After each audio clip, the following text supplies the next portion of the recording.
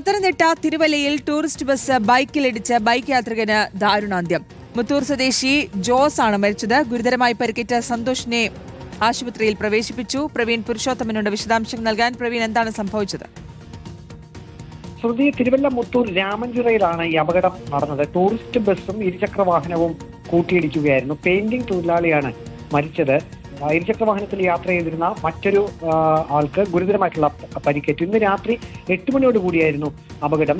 തിരുവല്ല ഭാഗത്തേക്ക് വരികയായിരുന്നു ഈ ടൂറിസ്റ്റ് ബസ്.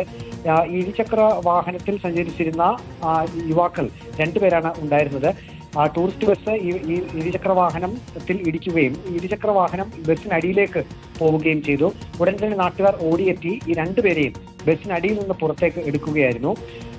അപകടത്തിൽ ഈ മുത്തൂർ ചാലക്കുഴി സ്വദേശിയായിട്ടുള്ള ജോസ് എന്നറിയപ്പെടുന്ന തോമസ് ജോർജാണ് മരിച്ചത്. ഇദ്ദേഹത്തിന് 53 വയസ്സാണ് പ്രായം. കൂടെ ഉണ്ടായിരുന്ന സന്തോഷിന് ഗുരുതരമായി പരിക്കേറ്റു.